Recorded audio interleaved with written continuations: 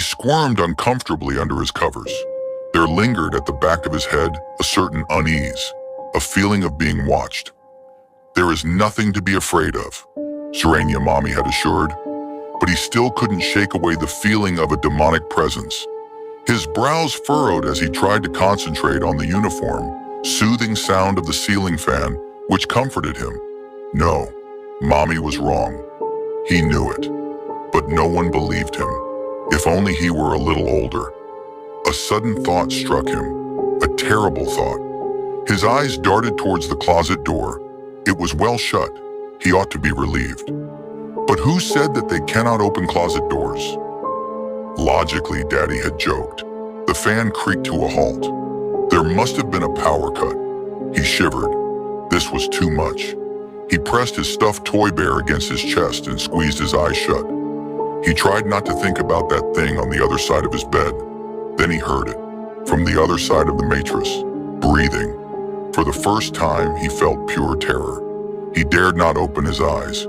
He clenched his teddy even harder, his nails digging into its fur. The sound was faint and gentle at first. Then it gradually got louder and closer. Now it seemed to be as loud as a drill, hoarse and raspy, almost evil. Hot tears streamed down his cheeks. There's nothing. It's all part of your imagination. Logically, he tried to reassure himself. The sound was now unbearable. It bored deeper and deeper into his skull, giving him a splitting headache. His hand shot up to clutch his head, and his teddy rolled away, forgotten. The sound kept getting louder and louder. He grinded his teeth in pain, trying not to cry out. Tears were gushing out of his eyes. His face was pink from crying, his palms sweaty. His forehead was beaded with sweat. He couldn't bear it anymore. He just couldn't.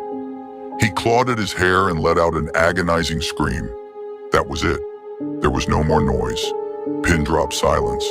His head throbbed and his little heart pounded furiously against his chest. His throat felt raw and sore. Silence reigned the room, which was occasionally broken by his whining and his heart-wrenching sobs. This deadly silence was even more ghastly than the demonic moans. He knew that beyond this, underneath this dark blanket of silence, lurked unimaginable danger. He regretted crying out loud. Oh, how he missed the calm, comforting whirring of the fan. He sniffed and cried himself to a fitful sleep. The next morning, he awoke to whispering voices. It belonged to his parents. Wait, there was someone else present too. They had a visitor. Yes, we are extremely worried. He really has an active imagination, but now this is getting out of control. Swing, he heard Mommy say. I understand, ma'am. It is not unusual at this age. Just a few sessions, and he will be all right. Why didn't they believe him? He knew it. There lived something on the other side of the bed. No one took him seriously when he told that there lived a real human child above his bed.